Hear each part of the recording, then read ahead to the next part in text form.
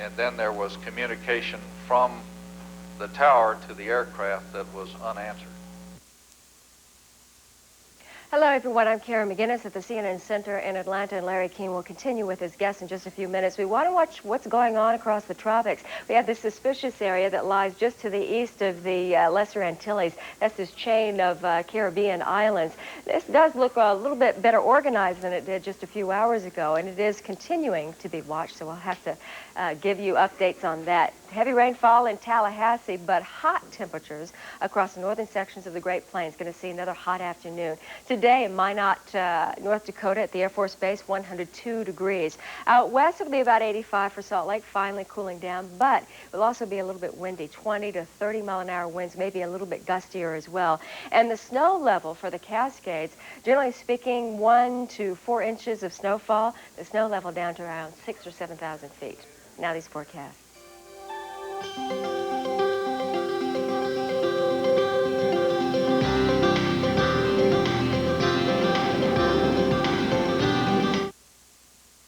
If you and your wife are off to beautiful Kauai, handling this. Absolutely. Just 10 days ago, I took my 11-year-old son back up to my hometown of Saratoga. We flew U.S. Air to Albany. I was totally comfortable, and I have no dearer possession in life than my family. You would fly 737 tomorrow, no question? Oh, yes, no question. Thank you both very much. David Stempler and Jim Landry. And that's tonight's edition of Larry King Live. One quick personal thought.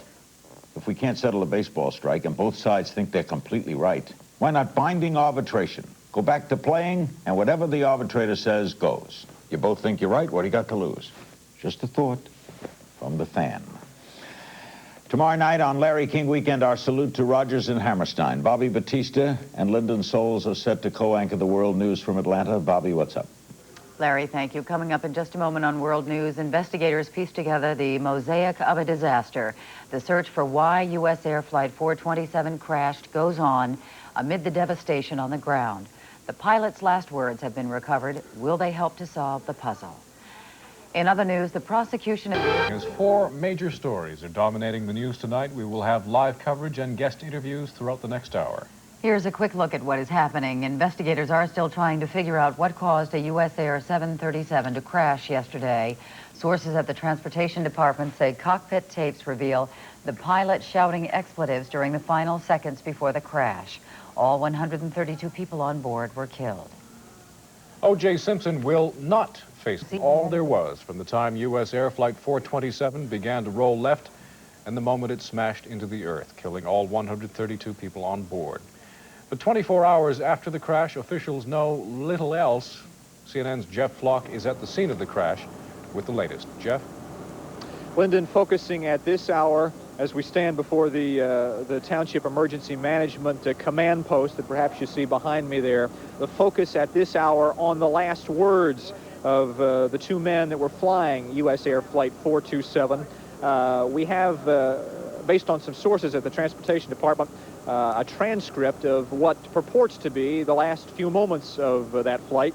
And if we take a look at that, we see that among the last words, oh, and then something unintelligible from one of the pilots, and then, oh God, then a reference to a traffic emergency, then a curse from one of the pilots, and then screaming, and then that would be the last of it.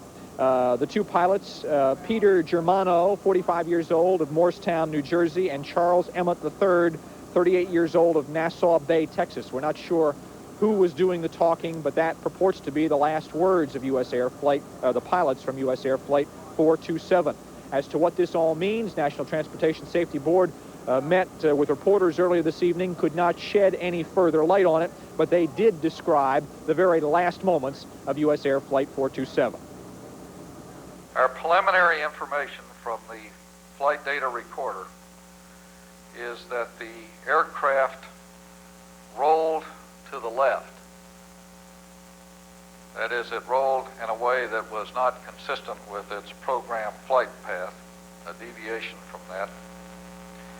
And that information made available tonight from the National Transportation Safety Board, but digesting that information, making sense of it, and determining just what happened to U.S. Air Flight 427, that still some way off in the distance. It has been a busy day here at the crash site. We stand now at the emergency command post about a mile's distance by road from the site. CNN's Ed Garston has been here all day following developments and has this report. From the air, the enormity of the devastation and loss of life could not be put into focus. A local pastor faced with consoling loved ones, and who is also the emergency management coordinator. How you making out? We're coordinating the activities of the effort. What's going on in there? Right now, we're just going over to tomorrow morning's staging area, and we are getting prepared to really shut down for the night. The perimeter's again been sealed off, and we're going to get some needed rest. Many of us have been up since 8 o'clock yesterday morning, and we're going to need some much needed rest because it's going to be a long week ahead, really. Hours of sleep for you since 8 o'clock yesterday morning? None. You know, that's what you have to do in situations like this. How long a task do you have up on that hill? I really can't speculate on that. That's a job for the NTSB, their personnel, and the Beaver County coroner. Jim, I know you were up there at that site. Obviously, as an emergency management coordinator, this has to be one of your worst case scenarios. Certainly is. Obviously, we do train for that, and knowing our proximity to a large airport like this, obviously we have to be aware that something like this unfortunately could happen, and we're prepared for it. You know, but then again, you never really are. So what we've done is got all the necessary personnel, emergency personnel, the volunteers, and you're ready. We're getting the job done. Okay, Jim, I appreciate the time. Thanks very much. I hope you get the sleep you need. That is the latest from here. As you heard, they're about to wrap it up for this evening, and we, I suppose, intend to do the same, but they will be back at it very early tomorrow morning and begin that task of trying to begin removing those bodies, 132 of them up on that hill behind us. For now, I'm Jeff Locke, CNN, reporting live from Hopewell Township, Pennsylvania. Jeff, have you had a chance to talk with any of the National Transportation Safety Board investigators there, or any of the emergency officials, to try and correlate some of the information that you've gleaned from eyewitnesses earlier in the day about the last maneuvers of the plane before it went down, and some of the information we're starting to glean now from the cockpit voice recorder and the flight data recorder about the last moments of this flight? Yeah, it's important to note that the information that we talked about earlier, the transcript, came not from the cockpit voice recorder, which the NTSB is not yet releasing, but it is coming from the tower tapes. If we can believe that transcript, and I presume we can, it raises some interesting questions about just what happened there at the end. It raises a very new prospect when they say traffic emergency, just what is meant. What did the pilot or the co-pilot, whoever said that, mean by traffic emergency? The NTSB tonight would not shed any additional light on that, but obviously it raises the question of the possibility of another plane, raises the question of near miss, and was it a control problem as opposed to a problem with the aircraft or with a pilot or with the weather? That is the question that is being focused on right now. At this point, we just don't have an answer to it, Lyndon. Well, apart from the technical side of this story, focusing on the human emotions behind it, how are the people there coping tonight, especially some of the younger children who witnessed this plane going down?